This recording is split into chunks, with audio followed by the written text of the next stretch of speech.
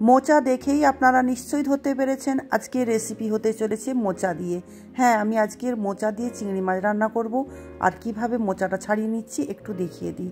দেখুন, ঠিক একটা একটা করে ভেতরে এরকম কাঠি থাকে, কাঠিগুলো বের করে দিতে হবে। আর একটা সাদা অংশ থাকে, ওটাকেও বের করে নিতে হবে। যেভাবে ঠিক বেছে নিচ্ছি দেখুন, ঠিক এভাবেই বেছে নেবেন।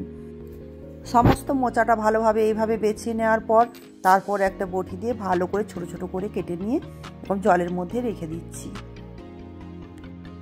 নমস্কার বন্ধুরা, আমি মহুয়া আবারও চলে এসেছি চিংড়ি মাছ দিয়ে মোচা কিভাবে রান্না করব তার রেসিপি নিয়ে। আর দেরি না করে ঝটপট দেখে নিন। চিংড়ি মাছ দিয়ে মোচার ঘন্ট রান্নার জন্য সবার প্রথমে আমি কিন্তু মোচাটাকে কড়ার মধ্যে জল দিয়ে দিচ্ছি। জলটা দেখুন এভাবে ফুটে উঠেছে, ওপর থেকে দিয়ে দিলাম। হালকা করে একটু সেদ্ধ করে নিতে হবে। মোচাটাতে আমি যখন কাটি তখন কিন্তু একটু হলুদ দিয়ে রেখেছিলাম জলের উপর, যাতে না মোচাগুলো কালো হয়ে যায়। অল্প একটু হলুদ গুঁড়ো দিয়ে দিচ্ছি সেদ্ধ করার সময়।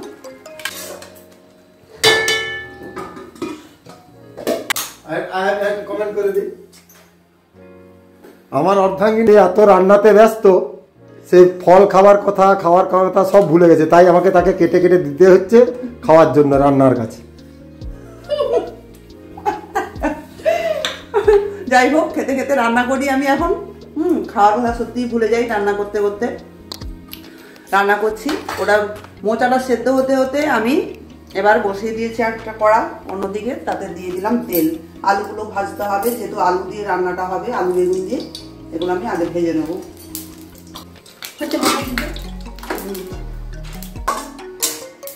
মোচাটা দেখুন এইভাবে সেদ্ধ হয়ে গিয়েছে। বেশি সেদ্ধ করবো না, হালকা জাস্ট ভাপিয়ে নিয়েছি।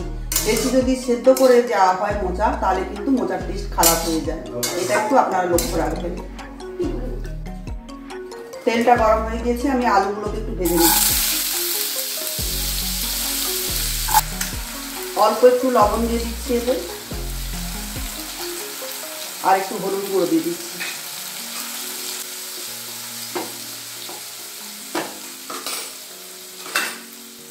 দেখুন মোচাটাকে ততক্ষণে আমি নামিয়ে নিচ্ছি কড়াই থেকে। মোচার জলটা আমি রেখে দেব, পরে যদি মোচার জলটা প্রয়োজন হয় আমি রান্নার সময় নেব, নাহলে ওটা ফেলে দেবো। আপনারা চাইলে এটা ফেলে দিতেও পারেন মোচার জলটা। তবে মোচাতে খুব উপকারিতা থাকে, তো জলটা দিয়ে দিলে ভালো হয়, উপকারিতাটা সবজির মধ্যে চলে আসে। মোচার অনেক পুষ্টিগুণ, তার মধ্যে কিন্তু আয়রন থাকে প্রচুর পরিমাণে। তাই বিশেষ করে মহিলাদের ক্ষেত্রে মোচার সবজিটা খাওয়া ভীষণ পরিমাণে প্রয়োজন।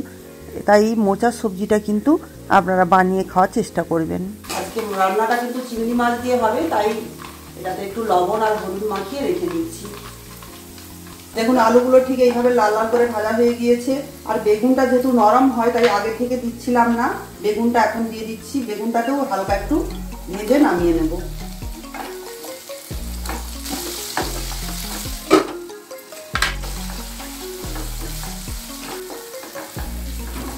দেখুন আলু বেগুনটা কিন্তু এইভাবে লাল লাল করে ভাজা হয়ে গিয়েছে। এবার এগুলোকে আমি নামিয়ে নিচ্ছি। আলু ভাজার যে তেলটা বেড়েছিল সেই গরম কড়াইতে আমি দিয়ে দিলাম চিংড়ি মাছটা ভাজার জন্য। চিংড়ি মাছটা যখন ভাজবেন তখন কিন্তু লক্ষ্য রাখবেন চিংড়ি মাছ বেশি ভেজে দেবেন না। চিংড়ি মাছ যদি বেশি ভাজা হয়ে যায় তাহলে কিন্তু তার টেস্টটা খারাপ হয়ে যায়। ওই 1 মিনিটের মধ্যেই ভাজা হয়ে যাবে। তারপর একটু লাল লাল হয়ে গেলেই এটাকে নামিয়ে নিতে হবে। মোচাটা কিন্তু আপনারা বিভিন্নভাবেই বানিয়ে থাকেন, কেউ নারকেল দিয়ে বানিয়ে থাকে, কেউ ছোলা দিয়ে। তবে নিরামিষ যখন সবজি হয় তখন ছোলা আর নারকেল কুড়ো দিয়ে খেতে ভালো লাগে। এতেও নারকেল কুড়ো দেওয়া যায়, তবে নারকেল কুড়ো আজকে আমি দিচ্ছি না, ছিল না তাই দিচ্ছি না। আপনারা চাইলে দিতে পারেন, তাতে কিন্তু টেস্টটা ভালো হয় হবে। আর এমনিতে মোচার সবজিতে বেশি মশলা লাগে না, তেল মশলা খুব কম দিয়েই রান্না হয়। তাহলে এমনিতেই মোচার একটা আলাদা সুন্দর টেস্ট থাকে, তাতেই টেস্ট হয়ে যায়। দেখুন মাছগুলো কিন্তু লাল লাল করে ভাজা হয়ে গিয়েছে। এবার আমি এটাকেও নামিয়ে নিচ্ছি কড়াই থেকে। কড়াইতে আমি আবার একটু তেল দিয়ে দিচ্ছি রান্নার জন্য, বেশি তেল দিচ্ছি না। এই গরম তেলের উপরে দিয়ে দিচ্ছি শুকনো লঙ্কা, তেজপাতা আর একটু গোটা জিরে।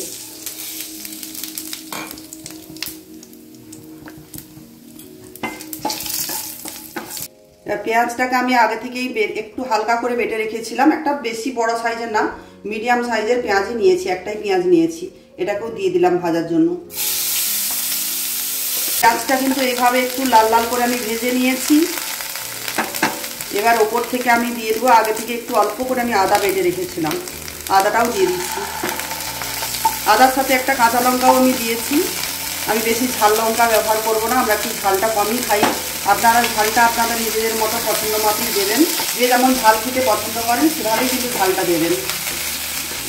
অনেকে ঝাল খেতে বেশ পছন্দ করেন, ঝাল ঝাল সবজি। আমি কিন্তু ঝালটা বেশি খেতে পছন্দ করি না। আমি আগে থেকেই বলেছিলাম মোচারা যখন সেদ্ধ করি আমি এটা ওই জলটা ফেলে দেবো না, ওটা আমি রেখে নিচ্ছি সবজি রান্নার জন্য। তারপরে ভাবলাম যে গুঁড়ো যে মশলাগুলো আমি তৈরি করব, শুকনো গুঁড়ো মশলাগুলো, এইগুলোই আমি জলের মধ্যে দিয়ে দিচ্ছি। তাহলে মোচার জলটা ব্যবহারও হয়ে গেল, আর গুঁড়ো মশলা যদি জলের উপরে দেওয়া হয় ওর কালারটাও কিন্তু খুব সুন্দর হয়, মশলার কালার। দেখুন জলের উপর দিয়ে দিচ্ছি একটু হলুদ গুঁড়ো, আর কালারের জন্য দিচ্ছি কাশ্মীরি লঙ্কার গুঁড়ো, ধনে পাউডার, জিরে পাউডার দিয়ে দিচ্ছি। একটা টমেটো কেটে রেখেছিলাম আগে থেকে কুচিয়ে, টমেটোটাও দিয়ে দিচ্ছি। লবণ একটু দিয়ে দিচ্ছি যাতে টমেটোটা তাড়াতাড়ি গলে যায়, একটু সেদ্ধটা তাড়াতাড়ি হয়ে যাবে জন্য এই জন্য আমি লবণটা দিচ্ছি। একটু আমি ঢাকনা একটা লাগিয়ে রেখে দিচ্ছি যাতে তাড়াতাড়ি সেদ্ধ হয়ে যায় টমেটোটা। একটু কষা হয়ে গেলে তারপরে এই যে গুঁড়ো মশলা বানিয়ে রেখেছিলাম ওটা দেবো।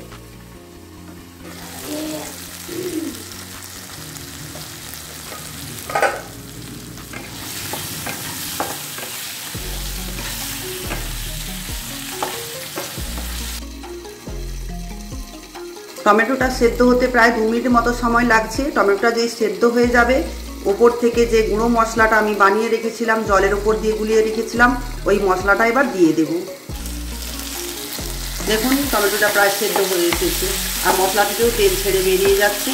এই সময় আমি মশলাটা দিয়ে দিই, ওই মশলার সাথেই টমেটোটা সেদ্ধ হতে থাকবে। সমস্ত মশলা জলটা দেখুন দিয়ে দিলাম, গুঁড়ো মশলাটা দিয়ে দিচ্ছি। এবার এগুলোকে একটু ভালোভাবে কষিয়ে নিতে হবে। গ্যাসের ফ্লেমটা এই সময় যদি সিমিতে নাও রাখি তাতেও চলবে, কারণ আমি একটু জলটা দিয়েছি এর জন্য। যদি আপনারা জল না দিয়ে মশলাটা গুলিয়ে রাখেন তাহলে কিন্তু গ্যাসের ফ্লেমটা একদম সিমিতে রাখবেন। আমি এখন মিডিয়ামেই রেখেছি গ্যাসের ফ্লেমটা। এভাবেই কষিয়ে নিচ্ছি মশলাটাকে ভালোভাবে। আবার একটু ঢাকনা দিয়ে দিচ্ছি ওপর থেকে, দেখুন ঢাকনা দিয়ে দিচ্ছি ওপর থেকে একটু মশলাটা কষানোর জন্য।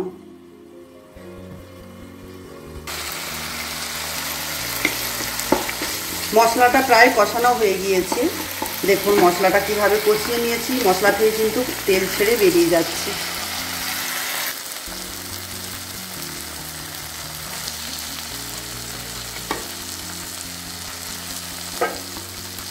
আলু বেগুনটা দিয়ে দিয়েছি, দেখুন এর সাথে একটু কষিয়ে নিচ্ছে আবার হালকা করে। আর সেদ্ধ করে যে মোচাটা রেখেছিলাম এটাও দিয়ে দিচ্ছি এর সাথে, এটাও এর সাথে কষা হয়ে যাবে এর জন্য। আমি জল কিন্তু এখন দিচ্ছি না, এটা ঢাকা লাগিয়ে লাগিয়ে রান্না করব। মশলা থেকে যে জলটা বেরোবে তার থেকেই রান্না হয়ে যেতে পারে, জল এতে লাগেই না। জলটা বেশি দিলে কিন্তু বেশি সেদ্ধ হয়ে যাবে রান্নাটা, তখন খেতে কিন্তু টেস্ট লাগবে না। যদি প্রয়োজন হয় আপনারা জল দেবেন।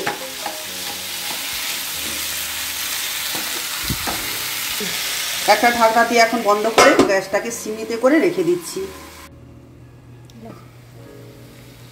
দেখুন মোচাটা প্রায় কষানো হয়ে গিয়েছে, রান্না প্রায় হয়ে এসেছে। আর কিছু টাইমের পরে কিন্তু রান্নাটা হয়ে যাবে। এর জন্য আমি আগে থেকে যে চিংড়ি মাছটা ভেজে রেখেছিলাম সেই চিংড়ি মাছটার উপরে দিয়ে দিচ্ছি। তারপর আবার একটু ঢাকনা লাগিয়ে সবজিটাকে কষিয়ে নেব।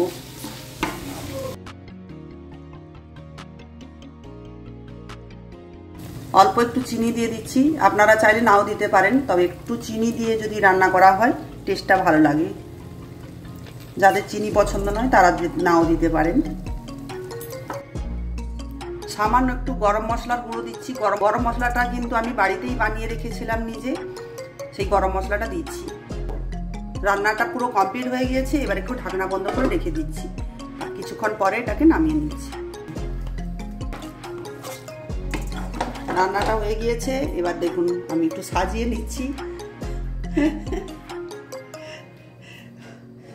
একটু স্টাইল দেওয়া চলছে এটা। গরম গরম ভাতের সাথে আর এই কলা মোচার যে খোসাটা ছিল সেটাতেই আমি সাজিয়ে নিচ্ছি, গরম গরম ভাতের সাথে পরিবেশন করব, যাতে দেখতে ভালো লাগে, তাই একদম এভাবেই সাজিয়ে নিচ্ছি। যাই হোক, রান্নাটা কিন্তু ভীষণ ভালো হয়েছিল। আপনাদের যদি এই রেসিপিটা ভালো লেগে থাকে প্লিজ লাইক কমেন্ট করবেন, শেয়ার করবেন আর অবশ্যই কমেন্ট করে জানাবেন। আমার চ্যানেলে যদি নতুন কোনো বন্ধু এসে থাকেন বা পুরাতন বন্ধুদের জানাই শুভেচ্ছা, ও যারা এখনও পর্যন্ত সাবস্ক্রাইব করেননি তারা প্লিজ চ্যানেলটাকে সাবস্ক্রাইব করে দেবেন, আর ফেসবুক পেজ থেকে দেখলে পেজটাকে ফলো করে দেবেন। সবাই ভালো থাকবেন, নমস্কার।